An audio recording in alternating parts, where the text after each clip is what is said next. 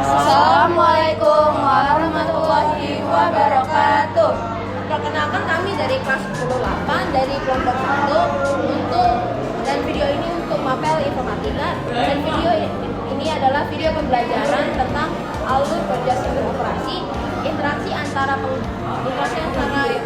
perangkat keras, lunak dan pengguna, dan interaksi yang paling sering kita lakukan ketika menggunakan komputer untuk pembelajaran.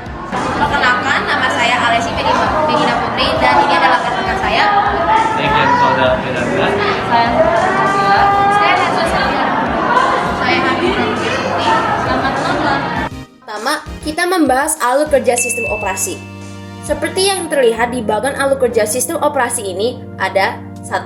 Input adalah tahap awal dari proses pengolahan yang terjadi pada sistem komputer. Tahap ini berupa pemasukan data mentah ke dalam sistem komputer melalui input device. Contoh alat input adalah keyboard, mouse, scanner, dan lain-lain. Seperti keyboard yang berfungsi untuk memasukkan huruf, angka, maupun simbol-simbol lainnya ke dalam komputer yang selanjutnya akan diproses. Nah, selanjutnya ada proses. Pada tahap ini, data yang tadinya telah dimasukkan melalui peralatan input akan diproses. Tahap proses ini dilakukan oleh proses device, yaitu CPU, yang komponennya terdiri dari 1. Registers, berfungsi untuk menyimpan operan, instruksi, atau program yang berhubungan dengan penggunaan prosesor saat ini. 2. Control unit, berfungsi untuk mengendalikan seluruh piranti dalam sistem komputer. 3. Arithmetic Logic Unit, berfungsi untuk melaksanakan berbagai operasi perhitungan maupun operasi pembandingan nilai. 4. CPU Interconnection, berfungsi untuk menghubungkan seluruh bagian dari CPU. Yang ketiga ada output. Pada tahap ini, data yang tadinya telah dimasukkan melalui peralatan input kemudian diproses oleh CPU. Akan bisa dicetak apabila sudah siap. Titik pencetakan ini berupa hard copy dan soft copy. Hard copy menggunakan media fisik seperti kertas atau yang lainnya, sedangkan soft copy berarti menampilkan gambar visual melalui monitor atau proyektor. Contoh alat output adalah monitor proyektor dan printer. Storage atau penyimpanan. Tahap ini merupakan proses perekaman hasil pengolahan ke alat penyimpanan storage device dan dapat dipergunakan kembali sebagai input untuk proses selanjutnya.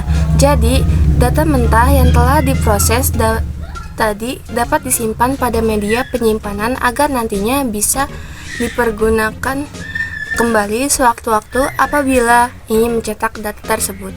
Sekarang, kita akan membahas interaksi antara perangkat keras, lunak, dan pengguna. Agar bisa berfungsi normal, sebuah komputer harus memiliki perangkat keras dan lunak. Adanya perangkat lunak memberikan nilai fungsional perangkat keras. Tetapi, peran brainware sangat penting.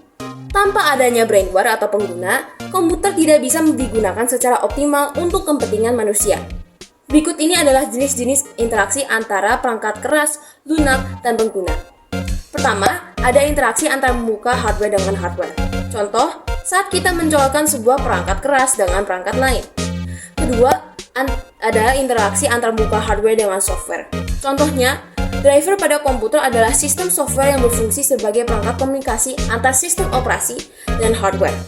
Ketiga, ada sistem interaksi brainware dengan software. Contoh, pengguna ingin melakukan pengetikan makalah, maka operasi sistem menyediakan aplikasi pengolah kata, misalnya Microsoft Word. Nah, kita juga seringkali menggunakan komputer untuk pembelajaran. Contoh, 1. Kita membuka Google Classroom untuk mengerjakan tugas atau membaca materi yang telah diberikan oleh guru kita. Kedua, kita membrowsing Google atau YouTube untuk menemukan materi yang telah dipelajari di sekolah atau menemukan jawaban PR yang kita kesulitan dalam menjawabnya. Ketiga, dulu pada saat pandemi, kita seringkali menggunakan aplikasi software Zoom untuk melakukan kegiatan belajar mengajar. Keempat, menggunakan aplikasi Messenger seperti WhatsApp untuk menanyakan perihal pelajaran kepada guru.